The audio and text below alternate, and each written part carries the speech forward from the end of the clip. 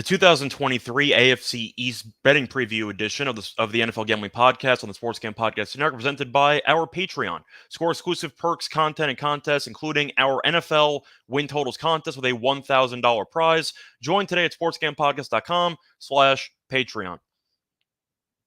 And welcome, everybody, to the NFL Gambling Podcast here on the Sports Gam Podcast Network. It is currently Friday afternoon, August 4th to be exact. I'm your host for this episode, Scott Reichel, and I'm joined by Dylan Rockford. And together, once again, we're going to go through the AFC East, talk about our favorite bets, talk about what we expect to happen in the division for the upcoming season. I also know that Dylan and I are both Jets fans, so we will try not to be fully biased for this podcast. But Dylan, how's it going with you? Are you actually excited for the NFL season for once? Oh yeah, I'm excited. It kind of started last night. Football was back. I loved it. First kickoff and they fumbled it. It was such a Brown thing to do. I love that. But yeah, excited for football. Excited to be with you today. We'll try to not to be as biased as we can, but yeah, excited for the Jets this season. I was debating on wearing my Garrett Wilson jersey or not. The Aaron Rodgers one is still in the mail. So, Well, I'm going to ask though, for the Aaron Rodgers one, what color jersey did you get? the white one. Okay, good choice. I wasn't sure if you ended up going for a retro one. You went for the black and green one. No, I got the black one for Garrett Wilson, so I was like, I got to get a different color. So I got the white one. I don't really like the old school ones, but I had to go with white. Yeah, makes sense. But either way, the Jets did officially play yesterday. We're not going to talk about the final score because that doesn't matter. But still, nice to see football. Overall, the game was entertaining. And you had a bit of a delay there for, 20 minutes or so, but they eventually resumed in the fourth quarter. First of all, just since it involves a team in this division, there are zero takeaways from the game yesterday, right? Oh yeah, 100%. I mean, they're just guys trying to make the squad. I mean, Zach Wilson and all those guys, they only play like what 10, 15 snaps, if that. Like Becton played 7 snaps, so don't really take much from the game. I guess what my biggest takeaway from the game was Will McDonald. He should be good. He had a couple decent spin moves, I thought, off the edge. DTR, I think he's going to be pretty good once he gets his feet underneath him. Yeah, he wasn't playing against the best competition, but in the second half, he showed some life, and he brought his team back to win the game. I like DTR a lot. Yeah, well, he was very mobile at UCLA, so we'll see if that can translate. Usually mobile quarterbacks do quite well in preseason because nobody knows what the hell they're doing, so if the quarterback can buy an extra couple seconds, that can make all the difference. But DTR looked good. Once again, the Jets haven't exactly taken preseason that seriously in the past, or the record has not been that good in preseason, and nothing really changed there. But obviously Rodgers didn't play. None of the star players played. It really doesn't mean anything. Yeah, not at all. I was actually surprised to see him with the full headgear on. I liked it though. He looked I engaged. did too. Yeah, he did look engaged. He looks happy on the sideline. And to be honest, he looks really tan out there. I don't think it's been that hot over here, but guy looks pretty tan. Well, it is summertime. I know we officially bought a place in Jersey, a couple of miles away from the stadium. So he's officially living in Jersey. So just keep that in mind. But Rodgers has moved, so he will be joining us in the tri-state area. But anyway, time to actually get into some of the, I'd say, purpose of the show, which is going through the 4 teams and talking about their chances to win the division, talking about the win totals, odds to make the playoffs, stuff like that, and overall takeaways. And I'm going to start off with the favorite to win the division, the team that's won it for the past 3 years. You got the Bills. And if you're looking at the actual numbers here for Buffalo, they are once again plus money. So it's not like an insane favorite to win the division, but they are currently plus 120. You have the Jets at plus 270, Dolphins at plus 300, Patriots at plus 800. I'll get into some of those odds again, but for the sake of this team, the Bills are plus 120 as the favorites. As for the win total, you can find basically 10.5 or 11.5. The over on 10.5 is minus 150, so plus money on the under if you do think the Bills regress. You're looking at the make playoff odds. The Bills are minus 265 to make the playoffs. So once again, people are expecting Buffalo to continue their AFC East supremacy in the post-Brady era in New England. But I'm going to ask you, going through some of the moves that Buffalo made quickly, for the most part, they were able to maintain a decent amount of solid players, and they really seemed to shore up the trenches a little bit. They were going after Leonard Floyd. They got him, ended up fixing some of the offensive line, and they also ended up getting a D tackle or two. But they also got Damian Harris, if you want to throw in a running back there. But Harris has been a little bit up and down in his NFL career. First of all, I'm going to start off with the offseason. I'm curious what your thoughts are, Dylan. I think the Bills had a pretty vanilla offseason. It didn't seem like they did much, but getting Leonard Floyd helps, and it definitely seemed to address some of the concerns on the offensive and defensive lines. Did you like their offseason? Because I kind of just give it a generic B minus. I thought it was just a fine offseason where they didn't rock the boat too much. Yeah, I agree. I think, upgrading their offensive line, they got ex-Jack Connor McGovern. They got interior guy, I think Punta Ford as well. Yeah. So they upgraded a little bit. And I think that's one of their biggest weaknesses up front is on the offensive line. They did lose their key defensive guy in Tremaine Edmonds on defense. So I think that was a big loss for them. But I think their biggest addition coming late is Kincaid in the first round. I think that's like a nice new toy, I guess you could say, for Josh Allen, especially in the red zone. So I think it adds depth there. But yeah, a vanilla basically offseason. I don't really think they added much. So I just, I feel like this is the third or fourth year. Every expectations are high on this team, but can they really get over the hump this year? That's the big question mark for this team. And if they don't, would you consider, I guess, Sean McDermott on the hot seat after this year? I think he should have already been on the hot seat, to be honest. Now, you can make an argument it wasn't his fault with the 13-second situation there against Kansas City. You have to win that game, just simply put. You should have been to a Super Bowl already. Last year was embarrassing. You were at home. It was in the snow, and Cincinnati buried you. And for me, it really is kind of ironic because the Bills play kind of a smash mouth style in the sense that their quarterback is a refrigerator with legs, and he could truck over anybody. They have a lot of weapons on the outside, and they try to pride themselves being in a very cold environment of Buffalo on being tougher than their opponents. It's usually what they go for. And it seems like year in, year out in the playoffs, they just keep showing a lot of mental weakness and they get pushed around. And we saw that in the playoff game against the Bengals. The Bills wanted no part of that game. They really didn't. The Bengals just took it to them. They dominated. The weather didn't impact them, but it was really just a battle in the trenches, which is why the Bills ended up trying to make some drastic adjustments to those areas. But I got to at least point out that the Bills, for a team that plays in cold weather all the time and that looks like a regular season powerhouse, there's a couple of times there in the playoffs where they don't look like they're fully ready to respond when they get punched in the mouth. And I'm assuming you've noticed the same thing. Yeah, 100%. They beat up on the teams that they're supposed to, but whenever they get to the playoffs and they're against winning teams, especially when they're favored, I agree. I was on the Bills in that playoff game at home. There's no way they should have got.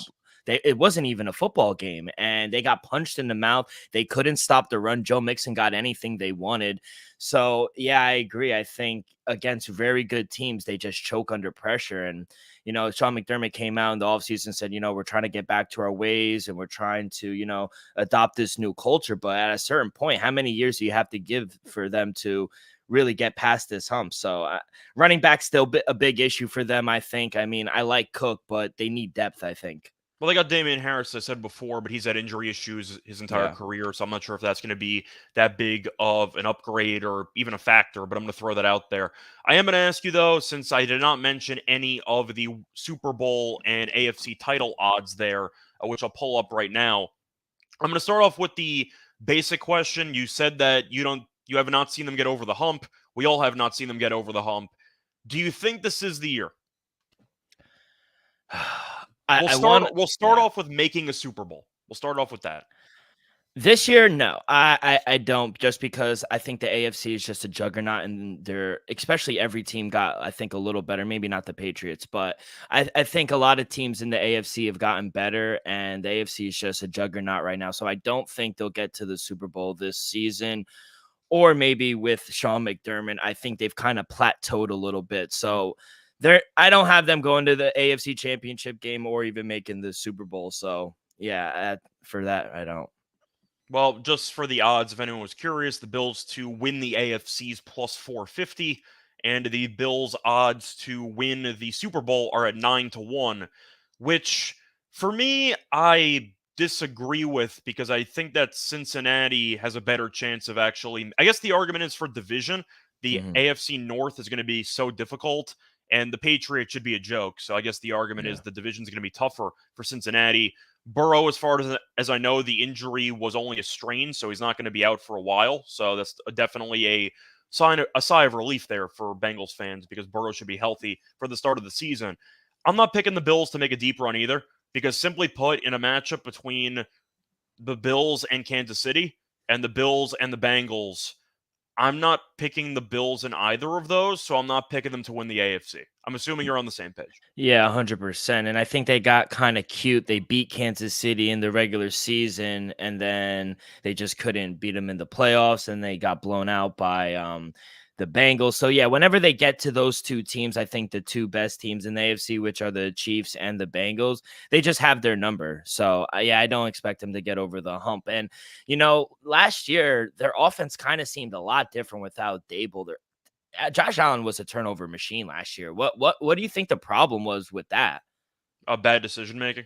It's a bit Yeah. of it's a bit of like a Favre situation where his arm strength and his arm talent is so good that he thinks he can make every throw when some throws are physically impossible. So Allen knows how physically gifted he is, and he's going to force it. And as a result, he made a bunch of dumb decisions and he threw 14 interceptions.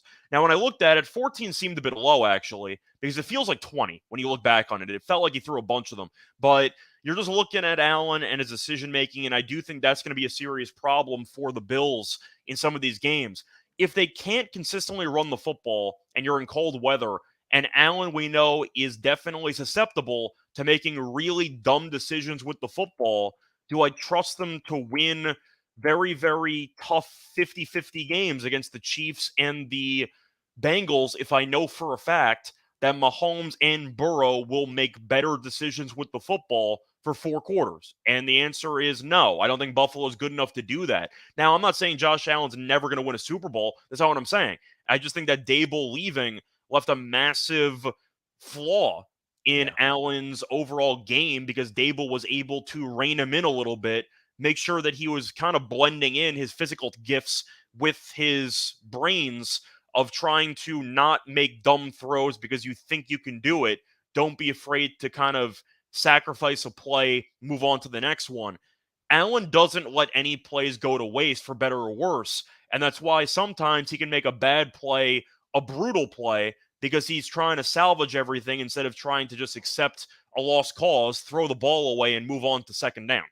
Yeah, I agree. I think sometimes it's like watching Madden out there. He tries to be Superman and try to do it all, but he creates more problems for him in the offense at that. And you would think that sometimes it was kind of reminding me of Zach Wilson. Like he tries to make every throw and he's not reading the defense all that well instead of just throwing the ball out or getting down. And I really wish Josh Allen kind of hones in a little bit and doesn't try to run as much as he did in previous years because we saw it against the Jets at MetLife where he was dealing with that injury. And I think that he led on that he was injured more than I think the Bills came out and said.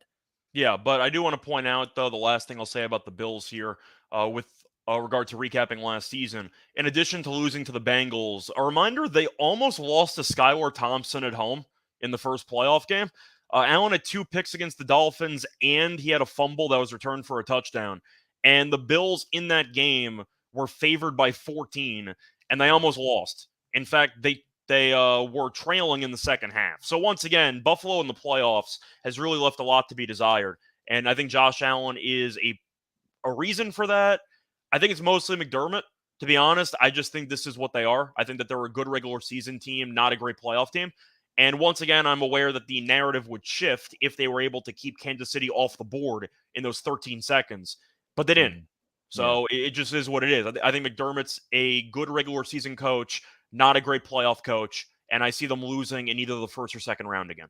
Yeah, I agree. And you mentioned they lost, they almost lost to Skylar Thompson. They almost lost to Detroit as well on the road. I think right before Thanksgiving or not, they won by 3 points. So there are a lot of close games that they got. They were a very penalized team.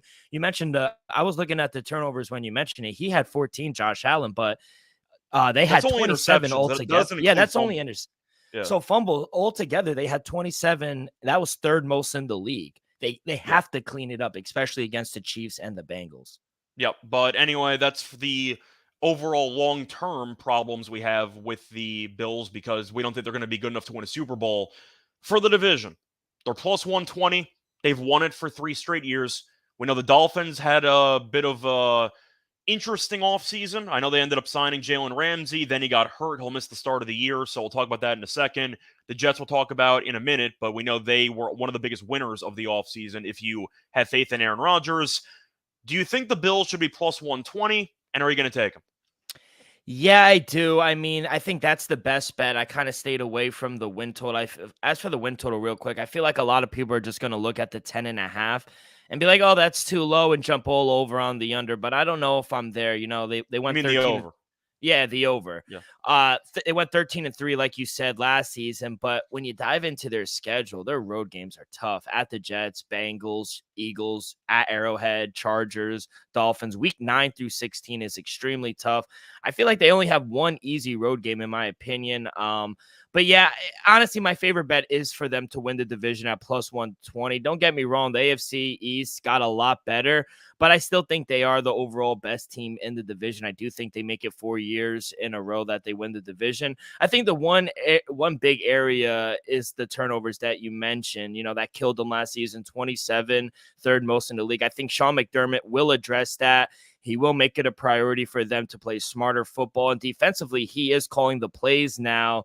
And I think they're going to be more aggressive getting to the quarterback because last season in the playoffs, we talked about the playoff game. They couldn't even get to Joe Burrow. So I think that's going to change. I think they're going to be a little more aggressive there. So if you're asking me who I think will win the division, I think it will be the Bills. I don't want anything to do with their win total just because it is juicy on the over. And I think the Bills could win the division and still go under this total, if that makes sense. I think it's possible if you're looking at 3 or 4 of these teams being very competitive once again, and maybe they'll cannibalize each other. I do think Buffalo will be favored in a lot of these home games, arguably all of them. So we'll see how that goes. But I think when I'm looking at Buffalo, once again, I'm not going to take the win total. I agree with you. I think that juice is not worth it at 10.5. Do I think they're going to go over? Probably. I think it'll be close though. I have them going personally 11-6, which I think is probably good enough to win the division. But I see an 11-6 season. You? Yeah, I see. I counted 11 wins initially, but I don't feel like the juice is worth it. They are favored in 13 games this season. Oh, sorry, I So said 11-6. I meant 11 and no wait. Yeah, 11-6. Why 11 and is 6, yeah. Why what? No, I'm just looking at the AFC East standings on ESPN and they're missing a game for Buffalo. Oh no, Oh. because you had the yeah, okay. Never mind. Yeah, the That's DeMar Hamlin that's game. right. Yeah, they had the Hamlin situation. I forgot about that. That's why the math But would throw me off. I got them at yeah. 11-6. Yeah, so yeah, I could see it. I'd rather not. I'd rather not bet it just because there are games that I gave them that they could wind up losing. So yeah, I could see them going under. Yep. So I got them at 11-6, but I think they'll win the Mhm. division as well. But moving on, do you have anything else you want to add for Buffalo, or should we move on? Any player props? Yeah, no player props for me as well for them. Okay. So moving on to the next team, it's going to be the team that both of us root for, the Jets. And to go through their offseason, very, very busy, and it looks like a reunion or some type of family vacation because they brought back a lot of people from Green Bay to New York. So to go through who they got Aaron Rodgers, they got Alan Lazard, they ended up getting Randall Cobb, and if you want to go into some of the other veterans they ended up getting McCall Hardman, who might be healthy for 2 weeks. We'll see what happens. But to look at the rest of the acquisitions, some offensive line, interior stuff, they did trade for Chuck Clark, who unfortunately did suffer a season-ending injury, which is a really tough break for the defense. But Clark was Yeah. supposed to be a big impact player, but he's not going to be a factor this season. For draft picks, they picked up McDonald, who you mentioned before. They got Abanaconda, the running back out of Pittsburgh later. I know he played yesterday. It looked okay. They got Tippmann, who's going to help out the offensive line a little bit. For the offseason losses, they lost Mike White, who went to Miami, lost Elijah Moore, lost Berrios, lost James Robinson, who might not be in the league anymore. But besides going through everybody else, Greg Zuerlein left, Marcus Joyner left, Quan Alexander left. A lot of turnover with this team. So I'm going to ask, Yeah. they went 7-10 last year, mostly because the offense wasn't any good. Mhm. This year, you get Aaron Rodgers off of a down year, but I think we are expecting somewhat big things from Rodgers and Garrett Wilson in particular. I'm going to ask you with Breece Hall potentially coming back for the start of the season as well. When he got injured, that was a big deal. AVT coming back to help out the offensive line. Are you high on the Jets, or do you think this team's overrated? That's a good question. I wouldn't say I'm particularly very high. I'm higher than I was last year with Zach Wilson. I could say that. But I honestly don't like Hard Knocks being there. I don't like all the primetime games, to be honest. It comes It with the would be. territory, though, so you knew you weren't going to dodge it. I knew it was gonna happen, but I kind of like going under the radar. My expectations are high, but not too high. I think we'll be definitely better. I think we're a playoff team. I just don't want to. I just don't want all their heads to get big, and I think having Aaron Rodgers, he'll keep everyone in even keel. But you were mentioning the offseason. I thought it was good. Obviously, the biggest one is Aaron Rodgers. I thought losing Chuck Clark was big. Excuse me. I also thought losing Quan Alexander, a veteran Yeah. in the locker room, a guy who goes sideline to sideline and makes tackles. I thought that was a huge loss for us as well. We did get Adrian Amos, though. So he's okay from Green Bay as well. So we'll see how that goes. But yeah, I like what they saw. I actually like the other offensive tackle that we drafted, Carter Warren from he's actually right around the corner from here. He went to my mom's school, but yeah, he's another addition that could help on the offensive line. So expectations are high, but I'm not trying to get very, very high where everyone's putting these Super Bowl tickets in. I think we're maybe 2-3 years away still. Yeah, well, I don't know if you could say 3 years away because Rodgers isn't getting any younger. So it's probably going to be either this year or next year. But to go through the actual win total for the Jets, I mentioned the division odds before, but I'll do it again. Jets to win the division is plus 270. You can probably shop around, find a better line. Over-unders at 9.5. The over is minus 115. And the Jets to make the playoffs is minus 130. I'm going to ask you right now, out of those three bets, do any interest you, or do you prefer the no angle or the fade angle on the Jets? Yeah, so not going to take them to win the division. I think you could, if you do like them to win the division, I think you could get a better number in season because I do think they got a tough schedule. The whole AFC has a very tough schedule. I was going to read off the first couple of games in a second, but Yeah, it's yeah. definitely not an easy schedule to start. But anyway, I'll let you finish your point. Yeah, no, I was just gonna say, as for those three, I wouldn't take the division because I do think Buffalo's gonna win it. I do like the over. I already hammered the over 9.5. I do think they'll make the playoffs at minus 130. Over 9.5. You got 6 stand-alone games, only 2 games at 1 o'clock game before December 8th. So 8 of the first 11 are playoff teams. So it's gonna be a hard schedule to open up. Obviously, like you mentioned, a lot of buzz around this team with Aaron Rodgers.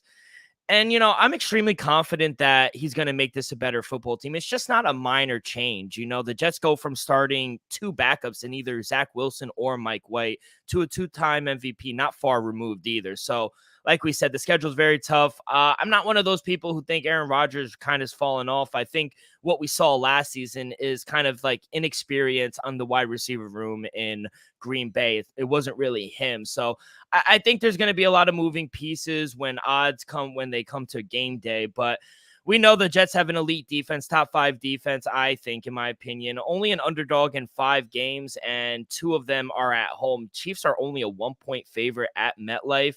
So win total is at 9.5. It's the highest win total for the Jets since 2011. But we've won 7 games last season with essentially no real quarterback. And that was with the collapse to end the year. Exactly. So I got to be on the over. I already put a ticket in. I think Aaron Rodgers is at least worth 3 to 4 wins. Yeah, for me, I'll lean to the over as well. I will point out that the Jets' schedule is really tough, and yet, despite it being so tough, they actually have the easiest schedule in the entire division. The Patriots have the hardest schedule in the entire league. The Dolphins have the 3rd hardest schedule. The Bills have the 4th hardest schedule, and the Jets have the 7th hardest schedule. So I guess it's technically the easiest if you want to be tricky with the wording, but the point is every team in that division has a pretty difficult road, but the Jets' start is really, really tough. So to go through the actual schedule, home game against the Bills, road game against the Cowboys, home game against the Patriots, home game against the Chiefs, road game against Denver. That's going to be a little bit of a game that's circled on the calendar after some of the comments Sean Payton made. But then you have a home game against the Eagles, road game against the Giants, home game against the Chargers. Now, personally, not to sound like a hater, I think the Giants are going to struggle this year. I think they were pretty fortunate of a favorable schedule last year. But you're looking at all the teams I mentioned. Denver was not a playoff team. Patriots were not a playoff team. Both those teams might be a little bit sneaky. maybe I'm low on the Patriots. Spoiler now. I think they're going to be a bad football team, so they should be able to beat New England. Denver's interesting. You're going to altitude. You never know how that's going to go. But there is a feasible world where the Jets start the season potentially like 1-3, 1-4, maybe even 1-5. It's unlikely, but I can see it in theory, right? I think we could be hopeful. I think we could be 2-2 going into Denver in altitude. I think we could beat the Cowboys. I know it's on the road on a short week, but I think the Jets are better than Dallas, personally. yeah, I agree. So I think I'm a little down on them. I think home. I think honestly, I think we could be 3-1. I think it's going to be a toss-up week 1. I think we could go out there and beat Dallas. I think we're much better than the Patriots. I think Arrowhead is going to be tough. It is at home. But yeah, like a lot of our tough games are at home, which kind of help us. Like I feel like the only hard games on the road, you got Buffalo, obviously, that we go to, Miami we go to, but other than that, maybe out of Cleveland. division, it's really not bad. Besides Denver, yeah. if you have faith in Russell Wilson and Sean Payton, Yeah. that's the hardest non-divisional road game. Yeah, 100%. So I think in an ideal world, we could be either 2-2 going into week 5, maybe 3-1 if we start off really well. But I think there's a lot of positives that we could look at for the Jets. I think if the Jets start the year 3-1, they're winning 11 games. Yeah, like they're flying over this win total if they start off 3-1. I don't have them going 3-1. I think they will be 2-2 going into the Denver game, and we'll go from there. Maybe 3-3 to start the year. So we'll go from there. People might hit the panic button early, but once again, it is a tough schedule. You're probably going to have some growing pains early on. Rodgers, new environment, a lot of weapons. Some of them that he brought along to help maybe teach the wide receivers what he likes and stuff like that. Cobb might be a mentor to the likes of Garrett Wilson and company, but still, there is a lot of, I'd say, uncertainty to start the year. I think they'll figure it out as they go, but it would not shock me if the Jets get off to a slow start and maybe you can get a better number midseason. I am going to ask you, though, since you didn't have any player props for the Bills, do you have anything on the Jets? Because I think Garrett Wilson's going to destroy the entire league. Yeah, I do like some Garrett Wilson props, but honestly, one of my favorite plays for this episode is Aaron Rodgers. His over passing yards 3,800 and a half. To be honest, I think Aaron Rodgers sets the all-time Jets passing record. I mean, he's definitely gonna. You have the number for that? For the all-time, I think it is 3,900 or something like that. So it's not too far off from his line, but I think it's a no-brainer. He's going to have a better year than he did last year. His support cast is much better than what he had last year. And I don't know, like drafting, like for fantasy purposes, I don't know about drafting him. I think, he could definitely be better than he was last year. I think he's a top 10 fantasy quarterback, but he is coming off his worst fantasy year, 0 games with 20 points or better. So that's never happened for him in his career. And in fantasy, we like to look towards guys who could run, who could do it all, who are, younger, I guess you could say. And he's not getting any younger. I think he's going to have a much better season. I think, like you said, the addition of Mecole Hardman, you got Allen Lazard, Randall Cobb. I think we have a nice bunch of veterans that are going to coexist with Garrett Wilson. So I think he's going to go over this passing yard prop. That's one of my favorites. I think Lazard's very talented. He just always hurt, which is the problem you run into. But I am going to ask, since there were some rumors also going around with the Jets, since their offseason might not be done, and since Rodgers took a massive pay cut, shout out to him. Dalvin Cook, yay or nay? I mean, a lot of my friends have asked me that. I mean, it doesn't hurt to add a guy like that in a running back room where we really don't know. I'm a Breece Hall fan. I think he was going to win Offensive Rookie of the Year if he didn't get hurt. I was going to say, he's off a serious injury. You probably could use some depth at that position. Yeah, you could use some depth, and I think Michael Carter Jr., he's okay, but one of those guys is going to have to leave if we do sign Dalvin Cook. I don't think it hurts the team. I think the reason we haven't gotten a contract from everything that I've read is his role. Dalvin Cook is healthier than he's ever been, and he doesn't want to be in a position where he's going to be the number 2 back. And I think going forward, our future is with Breece Hall. So I think early on it could help us because, like we mentioned, these first 4 or 5 games are extremely tough. So to get some depth, and we don't really, is Breece Hall going to be ready for week 1? I think that's the major question, right? There are some conflicting reports about that, but yeah, I do wonder if Dalvin does end up signing Do you think that sways a win total or anything? Because I don't I personally, but don't. I Yeah. think it's nice to have that type of insurance Yeah. policy in your backfield. Yeah, 100%. I think you can never go wrong with a guy like Dalvin Cook, who I think is a 4-time, 5-time Pro Bowler. But yeah, I think he's going to go somewhere in the AFC East. I know he's from Miami. Miami's shown interest as well. So did the New England Patriots, but then they're going and have dinner with Ezekiel Elliott. So I really don't know there, but I think he will sign somewhere in the AFC East. But, I really don't think it sways the win total a game or two. Yeah, I don't either. But I am going to ask, though, since they might get Dalvin Cook, who the hell's the short yardage running back on this team? Is it just Brees? They're just going to tell Brees to It, figure it out? yeah, it'd either be Brees or Knight from Just last saying that season. might be a problem. They don't exactly Yeah, have a bruiser. They have a yeah, couple of speedsters, but they might want to potentially throw in a bruiser or somebody who might help them in short yardage. So maybe that'll be a problem on 3rd and 1s. They can't exactly fullback dive it, or they can't yeah, run. You know what I mean? It's going to be tough in the yeah, trenches on some short yardage spots. So keep an eye out for that. Anything else you want to add for this team? By the way, I looked it up. yeah. The all-time single-season passing record for yards. Joe Namath in 1967 threw for 4,007 yards. 4,007 yards. I think he could do that. There's an extra game, obviously. Yeah, So yeah, extra game. I wanted to ask you real quick. I know we're going a little longer on the Jets, but what are your thoughts on like the 2 tight end with Coughlin? You got CJ Uzmanzada. He's coming off this injury as well. Do you think, Aaron Rodgers loves his tight ends as well? You think that's going to help our passing game?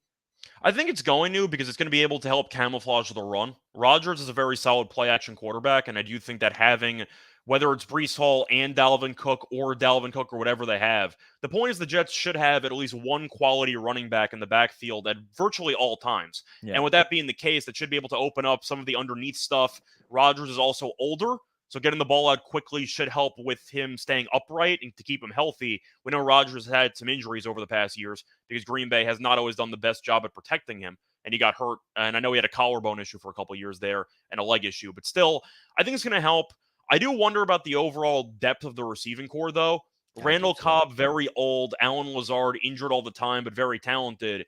Besides Garrett Wilson, how sold are you on the other receivers? Because you're mentioning the tight ends. You might have to use 2 tight ends out of necessity because you don't exactly have a great number 2 that you could rely on for more than 10 games a season from Lazard. Yeah, 100%. And I think that's why I was asking you how they're going to fit into this offense, because you mentioned Mekhi Hartman maybe only playing 2-3 games, which I'm laughing, but it could be true because that's usually the trajectory of him. But, I don't like Corey Davis either. He gets hurt a lot. So They they've have, they been have an injury-prone wide receiver receiving. core with the Yeah. exception of their number 1 guy. And I think I think now you're seeing why Aaron Rodgers took that pay cut. We've been seeing rumors. I can't speak for you, but I don't think the Raiders are going to have a good season. I think they're going to be sellers at the deadline, and maybe they want to go and move Devontae Adams. Maybe we have a reunion there because we need depth in the wide receiver room. So that's why I was kind of, I guess I had confusion why we were going so hard after Dalvin Cook, when I thought personally we could actually use a better wide receiver. Yeah, that's how I look at it. But once again, they might figure it out. I do expect to see a decent amount of 2 tight end looks with this team. But anyway, I think that's going to do it for the actual Jets. Now we're going to move on to the Dolphins. But before we do that, I want to talk to you about our sponsors here. Decided we're going to do one ad read just to keep people guessing. We're brought to you by the Sports Gam Podcast Patreon, which is the perfect place for diehard degens. Sign up for the Patreon to get access to exclusive contests, including the NFL win totals contest with a $1,000 first place prize, plus a monthly SGP Stories podcast, an ad-free, that's a nice selling point, uncensored show, another good selling point, highlighting the best stories from decades of being degens. I'm sure we all got a couple that we could share. There is even a Discord channel just for patrons. The Sports Gam Podcast has and always will give out all their picks for free. Patreon is a great way to support the network and fight back against corporate gambling. sportsgampodcast.com/Patreon, the sportsgampodcast.com/Patreon. We're also brought to you by Underdog Fantasy. The NFL season is right around the corner, and Underdog Pick'em is a great way to get down on a ton of NFL player props, and is available in a ton of markets. Plus, plenty of opportunities to win in their daily MLB contests, and of course, make sure to enter Best Ball Mania 4, where first place gets a casual $3 million. That's a pretty nice day right there. Head over to underdogfantasy.com and use promo code SGPN for a 100% deposit bonus up to $100 on underdogfantasy.com. Promo code SGPN. Welcome back, everyone, to the NFL Gambling Podcast. Just finished going through the first two teams there in the AFC East with Dylan and I going through the Bills and the Jets. Now it's time to move on to a place with nicer weather. I'll admit it, as a New Yorker, we're going to go to Miami and to look at the actual lines here for the Dolphins. Once again, they are third fiddle, but you can make an argument it's kind of a 2A, 2B situation with the Jets and the Dolphins because they have basically the same win total and the same odds for everything. But to go through the win total here, actually the division odds first, Jets are plus 270, Dolphins are plus 300. Win total, both teams are at 9.5. Jets are minus 115 to the over. The Dolphins are minus 120 to the under. Same number, though, at 9.5. Make playoffs, Jets minus 130. Dolphins make playoffs minus 110. To go through some of the offseason moves for the Dolphins, they were able to secure Jets backup quarterback Mike White, who might end up playing some portion of the season. We'll talk about Tua's injury risk in a second, which everyone's already pretty familiar with. They got Berrios, who was the Jets slot receiver and special teams guy. Got Robbie Anderson, a lot of former Jets on this team. But to go through all the other moves, the big move was getting Jalen Ramsey. The problem was we don't know how long he's going to be out for because he got injured in practice, got carted off. Luckily for them, it was not a season-ending injury, but he will be out indefinitely. So they're probably going to have to play a couple of games without him to start the year. Besides that, though, for their losses during the offseason, they lost Shaq Lawson, they lost Kyle Van Noy, and a couple other options, but that's basically it. Mike Gesicki as well. Yeah, Gesicki, that's a good point. Sorry, I forgot to mention him. But to start off with the main elephant in the room, which we got to talk about, which I alluded to. Do you think the Dolphins can go over 9.5 if Tua gets hurt halfway through the season?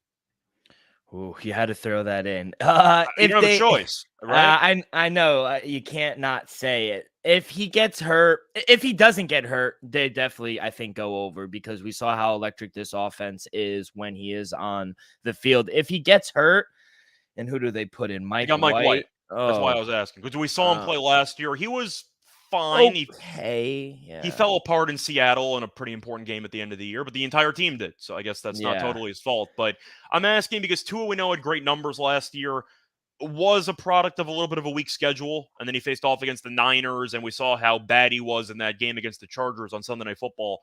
But the point is, I do think when you're looking at Tua, this team should win 10 games if Tua's healthy, but I don't think he's going to be healthy.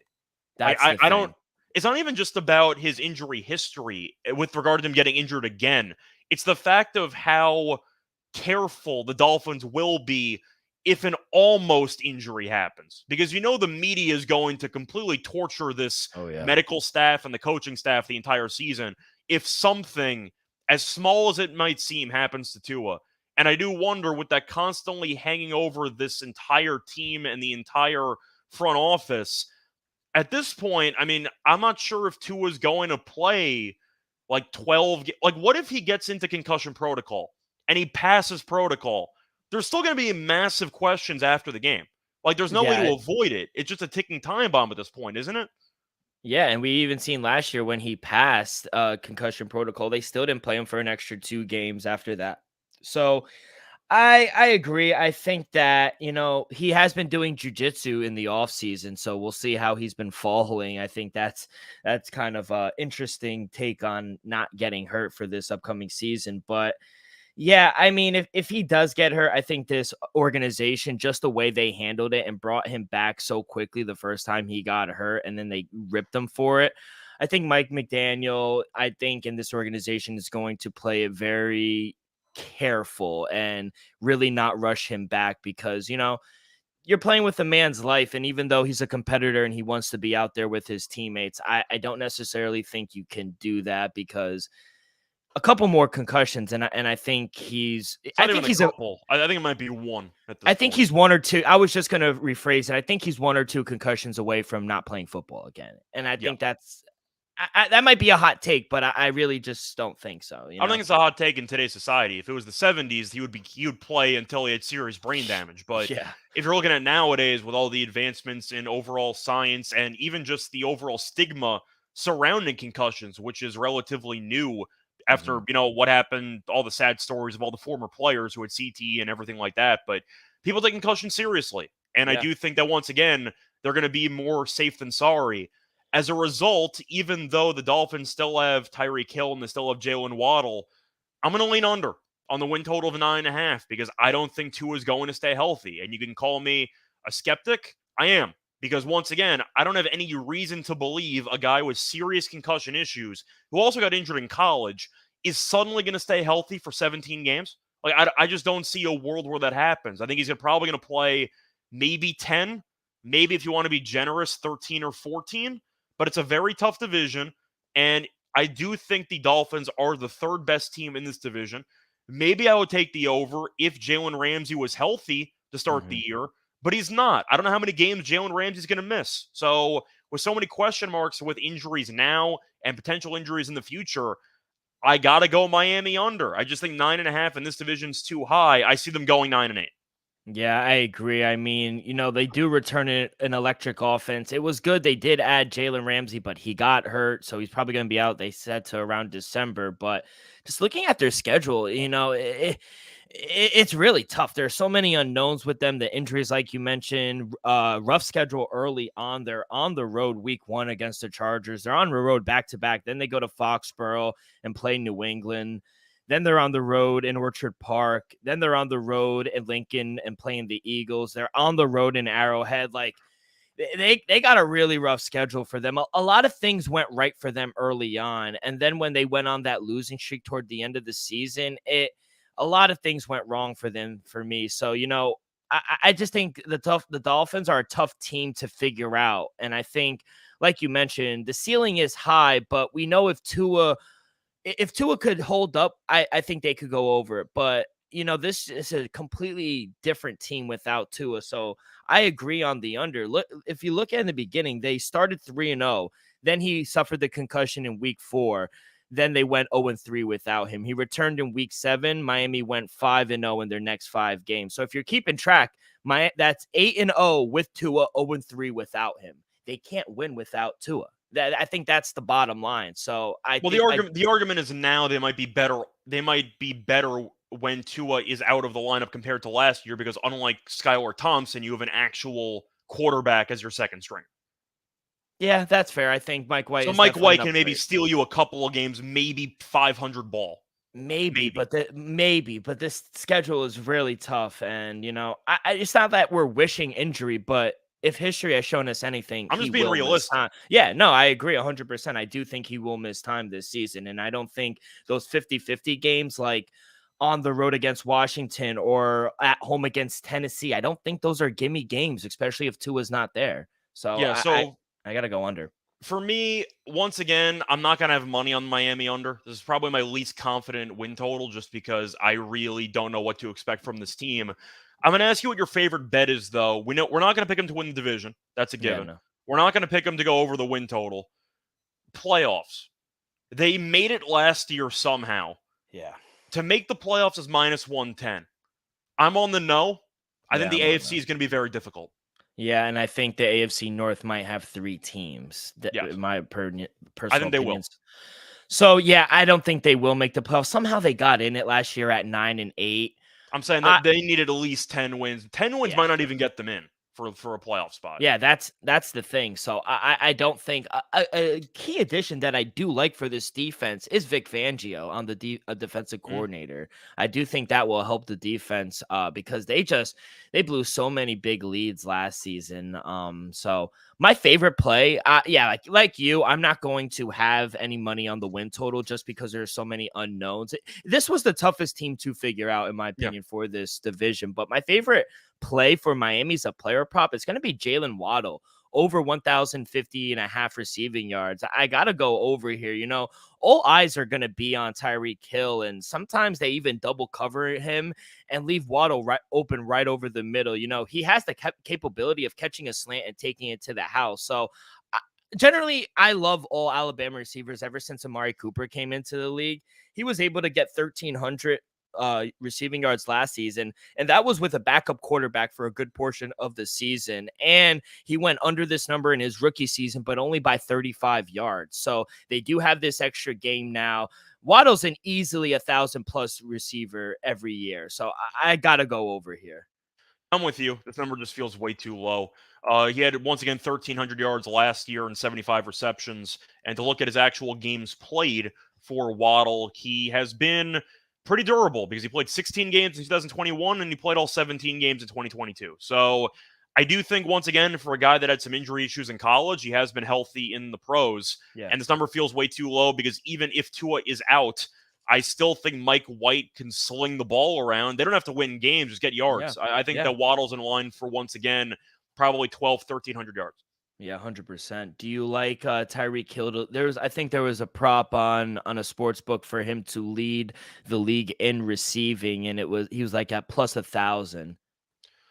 It's interesting. The argument, though, is that since Waddle's probably in line for 1,300, is he going to be taking away too much production from Tyreek?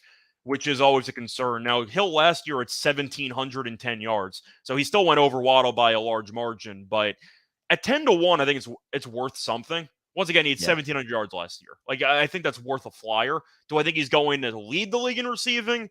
No, but I think he'll finish top 5. I think he'll finish arguably top 3. Yeah, 100%. I agree. And I think especially it all comes down to Tua. I think if he stays healthy, I think he could get him the ball. And even if he doesn't, Mike White has shown us last season that he could sling the rock. And look at Garrett Wilson. He racked up over 1,000 yards. And you're also looking at Miami's overall depth chart. I'm not exactly sold on their running backs. So I do think, once again, that could be an issue where they might need to throw the ball more than they'd like to, because do you like the running back core? Because I think it's really not that impressive. They got Jeff Wilson, and they have Raheem Morris. I don't, but you mean Mostert? Mostert, yeah.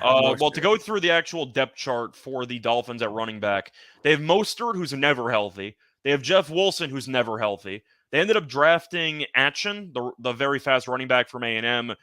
They have Gaskin in theory, but once again, I'm mentioning a bunch of running backs who I have no faith in.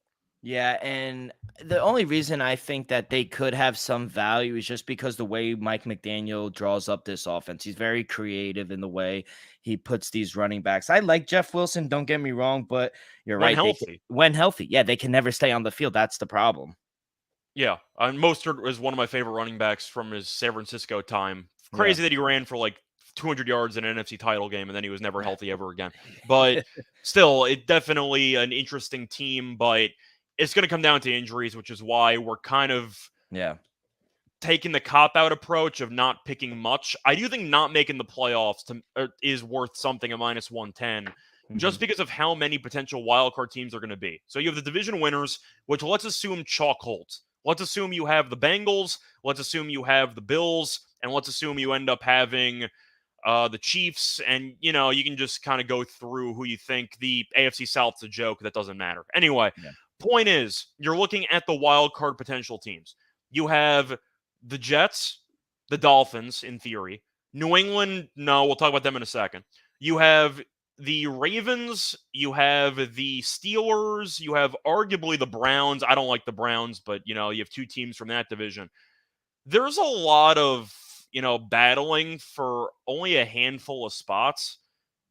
I think miss the playoffs at minus 110 is my favorite play on Miami, with all the injury concerns and the fact that, once again, 10 wins might not be enough to get a wild card spot. Yeah, no, I agree. I don't think they make the playoffs, and I think you're getting a very discounted price because of all the, I guess, expected hype out of Miami. So I guess we could count Buffalo. Is it expected hype, though? They're the third best team in the division, according to betting markets. Yeah, but that's why I have a hard time with this. They're priced at basically a pick 'em to make the playoffs, and they're being viewed as the third best team in their own division. So you think there should be plus money? I think it should be plus money. Yeah, in my opinion. Yeah, unless the argument is them and the Jets are identical, so it's basically a trade-off. But I don't think the Dolphins should be minus 110. I think it's discounted because they made the playoffs last year at 9-8, which was kind of fluky. Yeah, and I think you mentioned it. They have a lot of similarities, like win total with the Jets, and I just don't see it. I think the Jets, not bias aside, I just think the Jets are a little better. I'm not saying they're a whole lot better, but I think they're a game or two better than the Miami Dolphins. I'm taking Rodgers over Tua. I'm taking Rodgers over Mike White. I'm taking the secondary over an injured Jalen Ramsey to start the year. I'm aware the Dolphins have a significant edge at wide receiver compared to the Jets because you have Waddle Yeah. and Hill. Mm-hmm. Significant. Yeah. The other position groups, I think the Jets are better in most of them. Yeah. I think McDaniel's a better coach than Saleh, which I guess is the trade-off, but still. And I don't even think it's by that much, to be honest. I think Robert Saleh is coming into his own, to be honest, a little bit. But yeah, I He's been think coming into his own for 2-3 years, but he didn't have a real quarterback, so it's tough to read into. I think McDaniel's actually a very good coach. Yeah, I do too. He's a little quirky though.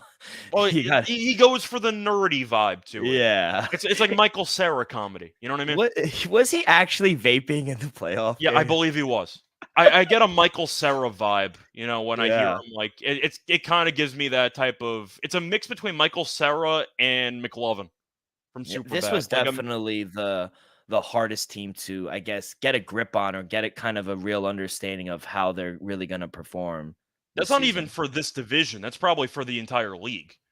Yeah, that's fair. But anyway, I don't have anything more to add there. I like your Waddle play for yards. You mentioned the long shot with Tyreek to lead the league in receiving yards. I don't mind that because, once again, I mentioned Miami's running back core, and it's a mess. So they might have to throw the ball a lot. But anyway, time to get into the final season. The final team in this division, maybe the final season of head coach Bill Belichick. Maybe, we'll see. The New England Patriots, who, according to my notes, I might have glitched this out. It says here that they have the lowest win total in the division. Am I reading that right? Yeah, it's at 7.5. You see 7.5. I found a 6.5 at -140. So we're going to see what happens. But yeah, the Patriots have fallen from grace. In fact, they are supposed to be quite bad in this division because they are 3 games once again separated from the third place team in win total. So keep an eye on that. But for New England's actual offseason, they were pretty active. I'm not sure how many moves are going to make much of a difference, but I got to read them off. They ended up getting Juju Smith. They ended up losing Jacoby Myers, though, so that's kind of a trade-off. They also ended up losing Aguilar. Most Patriots fans didn't like him anyway. But they ended up picking up Gesicki from Miami. They also ended up picking up Riley Reif on a 1-year deal to help out the offensive line. And they had a steal in the draft. They ended up getting Christian Gonzalez, cornerback out of Oregon. I'm not sure how good he's going to be, but he slid it in the draft right into New England's lap, and he's going to help out that secondary. As for some of the other offseason absences or guys that they ended up losing, Damian Harris, I mentioned before. They lost Janu Smith. That experiment failed. Isaiah Wynn on the offensive line, Marcus Cannon on the offensive line, and Kajust ended up also leaving. They also lost Ferentz, one of the centers. They lost Devin McCourty, and their starting punter in Jake Bailey. So New England made some moves. To be honest, it felt like they were shuffling chairs in the Titanic. I don't think they're a very good team. Now, last year, they ended up actually winning more games than I thought they were going to win. But you're looking at the overall roster. It's easily the worst roster in the division. It's not even close. Mac Jones is still the quarterback, even though apparently nobody likes him in New England. So we're going to see how long he's going to last. But New England went 8-9 somehow. The number's at 6.5. This number feels very Tomlin-ish, where you're expecting the Steelers to struggle and Tomlin finds a way to win 8 or 9 games. And New England is once again a bad team on paper, a really bad team on paper. But you have Bill Belichick. You have arguably the best coach of all time. This team did manage to win 9 games, despite having Patricia calling offensive plays for an entire season. I'm going to ask you this, 6.5. You're going to lean to the over, going to lean to the under. I mean, like you said, they went 8-9 last season. They're only favored somehow with having Dumb and Dumber calling plays. I have a good friend of mine who's a New England Patriot fan, and he used to bang his head on the wall sometimes, just like the play calling that they had. But yeah, they're only favored in 3 games this season. I think you're right. I think they have the hardest schedule in the NFL. It's actually the first 4 weeks.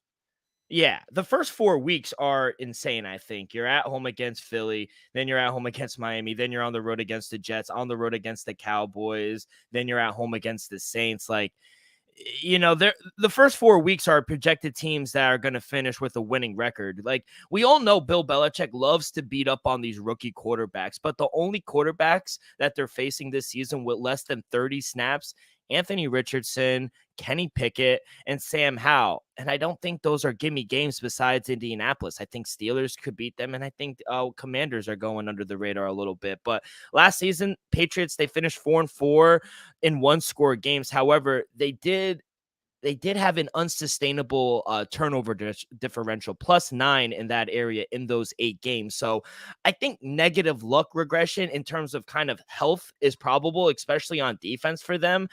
And, lastly, I think they're going to struggle on the offensive line. They finished last in run block, 15th in pass block last year, and a below average offensive line. They lost Isaiah Wynn and Marcus Cannon in the offensive line. It's not good for the Patriots, who face the third most difficult pass rushers in their schedule as well. So a lot has to go right. I'm not sold on Mac Jones either, to be honest. So I got to go under 7.5 wins or 6.5. I think you could even take alternate totals for them. So I remember going into the NFL draft, Munaf and I did an AFC East draft preview episode where we kind of speculated what we thought the teams would do and who they would target. I said New England might be a sneaky candidate to try to end up getting Caleb Williams. I'm not saying they're going to end up getting him, or maybe even getting the consolation prize, a pretty good one in Drake May. But I think New England might be like top 5 pick bad. They are in trouble. And you're looking at the schedule. I'm going to mention the first couple games of the season and the last couple games. So to start the season, this is in order. Eagles, Dolphins, at Jets, at Cowboys, at home against the Saints. That's their first 5 games. Can you see a world they go 0-5? 100%. Okay, they play the Raiders on the road. Not easy. Luckily for them, Myers isn't on the team, so he might not lateral the ball backwards. So maybe they'll win that game. But still, they might win that one. They play Buffalo after that, and they play Miami after that. So there's a chance New England starts out 1-7. And then so that's the start of the season. Now I'm going to read off the final. Let me just go through this. The final 7 games of the division. So the final 7 games of the schedule. So I mentioned the start of the season. The final 7 games. At Giants, at home against Chargers, at Steelers, home against the Chiefs, at Broncos, at Bills, home against Jets. They might win 4 games. That schedule's impossible. Like, I don't know how many games they're supposed to win. Now, the argument is, once again, it's a Tomlin-Belichick effect. They're going to find a way. They're going to win a bunch of ugly games, and maybe they'll find a way to take advantage of the turnover differential, and they'll sneak away with some wins. I think New England's going to win 5 games. I think they're going to be a really bad football team. The first time I counted 3 wins, and I was like, okay, that's a little egregious. I'm giving Belichick a couple there, so I'll give him 5. Yeah, I'll give them a couple that they might lose. But you didn't mention those 2 before the bye, Washington and Indianapolis. I think they'll beat Indianapolis, but Washington I don't think is a gimme game. I don't think that they're just going to walk all over Washington either. But yeah, I think I gave them the Raiders win, but that's on the road. That might not be an easy game as well. I don't think Denver's an easy game. Giants, I agree on you. I'm low on the Giants. I think they're going to have a down year, but that's no easy game on the road either. So 4 or 5 wins at that. Yeah, so once again, I think they're a sneaky candidate to not only finish in last in this division, to go under the win total. If you can find a prop on them to have a top 5 draft pick, if there's a market available for that, I think they will be drafting in the top 5. You were saying earlier about, they don't really like Mac Jones in New England. Do you think they may, if he starts 0-5, 0-4, maybe 1-4, do you think they make the move? Do you think Bailey Zappi gets in there? I think he should. I mean, he looked decent in small doses. Then he kind of got a little bit of got exposed at the end there, but still, I don't like the weapons. You're looking at the offense besides the quarterback for a second. You got Hunter Henry and Gesicki. Okay, pretty good tight ends. You have Devontae Parker, who they paid a lot of money, and I don't know why, because he's a jump ball receiver who's never healthy. They have Juju, who was good last year, but when you're playing with Mahomes, you're going to look good automatically. And once again, you lost Jacoby Myers, who was very productive last year, which is kind of a trade-off there. And your other receiver is Tyquan Thornton. You still have Bourne. You have Bodie out of LSU, who basically got thrown out of college. I'm not sure how that's going to go with Belichick being in charge of him. They don't have any weapons. Like, there's nothing to like about this offense. Yeah, Do you I like don't. anything on this offense? The tight ends, I guess, are like Yeah. a small like Mhm. congrats, but that's it. That's the only thing I was gonna say was their tight ends. I kind of like Hunter Henry and I do like Mike Gesicki, but you mentioned Kayshon Boutte. Everything that I've been reading out of camp, they like this kid. I Oh, don't he's know how. talented. He's just a head Yeah, case. He got thrown out of college. that's the thing. And under Belichick, who's a no nonsense type of guy, I don't know how that's gonna fly in New England. But yeah, I also like Stevenson at the running back yeah, spot. Forgot to but mention him. they don't have depth behind him. No, So and he had they have injury a issues at good the end of last defense. year. I think their defense is going to keep them in some games, but I think their defense is going to continue to be on the field so much that, like I said, we're going to see some negative regression from them this season. I'm just looking at, once again, the overall schedule. This team could realistically win 3 or 4 games. You're assuming one, though, with how Tomlin did it the last couple of years, they'll find a way offensively to score 17 points. They'll hold you to 14, and they'll win a bunch of games nobody wants to watch. Yeah. They can only win games one way. That's really the problem you run into. They can only win in low-scoring rock fights. My main betting play for New England, the under in virtually every game. Yeah. These games are going to be hideous. It's going to be Big Ten football quality, not Ohio State, not Michigan. So a bunch of running clock. I think they're going to win 4 or 5 games. I think they're a sneaky candidate once again to have one of the worst records in the league. And if you want to talk about not being sold on Jones, once again, if you want to blow the whole thing up and you start off 0-5, 0-6, you can really punt the season because you hate your quarterback so much and you have 2 potential franchise-changing quarterbacks coming out in the draft. And they did get Bill O'Brien back, and I think that will help them a little bit. But like you Compared to said, Patricia, that's a yes, massive upgrade. massive upgrade. But like you said, if there's a lost cause and they wind up punting, I think Drake May or Caleb Williams, and then you put them under Bill O'Brien. I think that's a very good recipe, and I think you're in the right direction moving forward. But yeah, I think Mac Jones is actually on the hot seat. I think this is a prove it year for them, especially with the addition of Bill O'Brien. So we'll see. But yeah, I'm not too high on the Patriots at all. I don't think they'll make the playoffs. Even looking at some passing props for a guy like Mac Jones, I think I'm on the under. I don't think he gets through the whole year. It's at 19.5. That's just so low. I think he could get 20 touchdown passes. I don't know how many games he's going to play. Once again, if they start off 0-6, they're pulling him. Yeah. Yeah. I don't know. The schedule's so bad that he's going to get blamed no matter what happens. Yeah, that's a fair point. So I'm going to lean to unders on Jones, but I'd rather take the yards personally because they're going to try to run the ball anyway. But I don't have anything else to add. New England, I think, is going to be bad. And Belichick, I know that he finds ways to win with less than stellar talent, but at some point, you got to just be honest with yourself and just say that they're easily the worst team in this division. I'm not sure how many games they even win in this division. There's not many wins to be had. I mean, I think Vegas is basically indicating how good they are. They're only favored in 3 games. So and yet their win total is still at 6.5 or 7. That's what I don't understand. So I don't know. I'm not high on them at all. I don't really have too much plays. I'm on under. I love the unders for this season for them. It's going to be a very tough and gritty kind of style of football they have. But do you you like Bill O'Brien in this offense? Because I think you were mentioning they don't really have weapons, but Bill O'Brien has come in and done more with less. And I think there's a prop to finish last in the AFC at plus 400. It'll be the first time ever since 2000 that they'll finish last in the AFC East. Do you think that happens? The Patriots, they're coming in last. Yeah. In my opinion, unless Tua or Rodgers or Allen get seriously hurt. They're going to come in last place. This team's not any good. Yeah, in my opinion. How do you think Christian Gonzalez is going to look? I think that was kind of a steal, to be honest. He's fine. Yeah, it was a steal for the time, but now you're trusting a rookie corner to be a serious piece, and the defense is usually good. But once again, you're looking at who they acquired and who they lost in the offseason.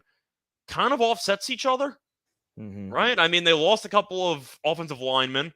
They brought some guys back. They lost some receivers, brought some back. But it looked like, once again, they were shuffling chairs. I didn't really see many big moves. No, I agree. I think it's going to be a very challenging year for them. And you mentioned Gonzalez, who was a solid pick for the first round for New England.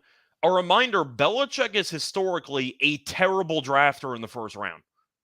Gonzalez was, once again, viewed as a steal. I'm not saying he's going to be bad, but Belichick's missed a lot more than he's hit on first-round draft picks. Yeah, and now throwing him into this juggernaut of a schedule, I think, It's a I lot think of he's good gonna. number one receivers and number two receivers he's facing as a rookie. Yeah, That's all I'm saying. yeah, yeah. I think he's gonna have his hands full. I agree. I don't have much more to add, though. I think What we're both about in the under. real quick? I wanted to get your thoughts on Matt Judon. His sack prop. I think it's at 11.5 right now. Do you like that? I think he's the best I'm a defender they big have. Judon fan. I'd Yeah. lean to the over anyway. On Judon, I think that he's in line to go for 15 sacks in any given season. The defense I like. The offense is going to be bad. That's the problem. Mhm. But the defense is fine. So Judon, I like as a player. Yeah, yeah, I like Judon over 11.5 sacks as well. Yeah, but I think that's going to wrap it up for the actual preview. Went through every single team.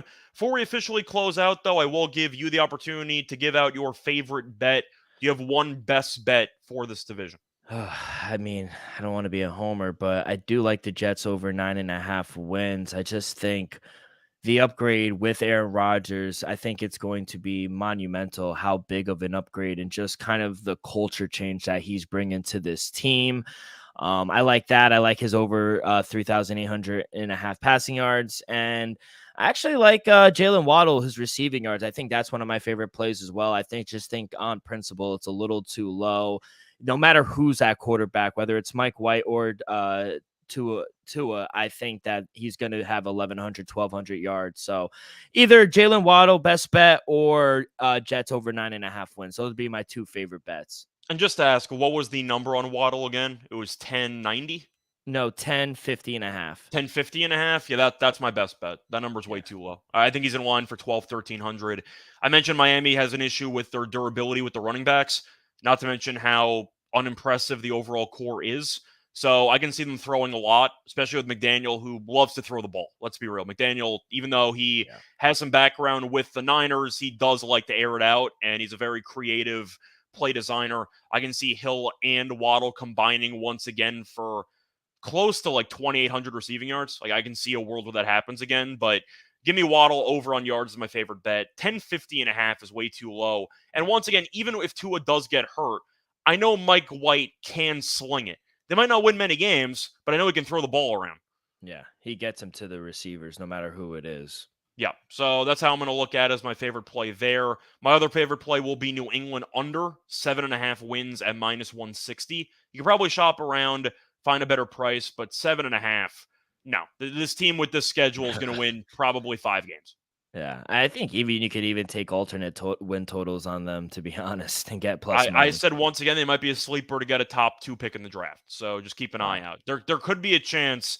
If you're Belichick, though, I know you're trying to catch up to Shula and you're trying to set some records, but if you're playing this for the long haul, why would you not try to blow up the team halfway through, actively tank, and get yourself a potential franchise-changing quarterback with one of the 2 picks in the draft? Especially if you're right and they really don't like Mac Jones up I don't in think New anybody England. likes Jones. If you heard a No. good thing about Jones in 3 years since he's been with New England, his rookie I year was okay. That was it. Yeah. The only thing I've heard about him is he's kind of smart in the tape room where he could read tape well. But other than that, I haven't heard one good thing about Mac Jones, to be honest. I thought he looked good in his mugshot. Yeah, If that counts. But Yeah. anyway, I think we're going to end it on that note. You can find me on Twitter at Rice Show Radio. You can find Dylan on Twitter as well. Let the people know where they can find you. Yeah, you guys can find me on Twitter at rock with 2Ks24. And of course, besides the NFL podcast, we can also be found on the MLB podcast. I could be found on the tennis podcast as well, NBA podcast. I know Dylan's busy doing a bunch of content all the time.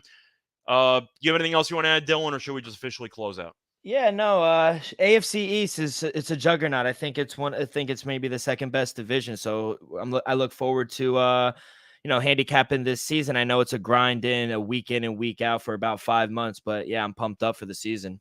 With the AFC East, the AFC West, and the AFC North, there's a couple of really, really good divisions in the AFC.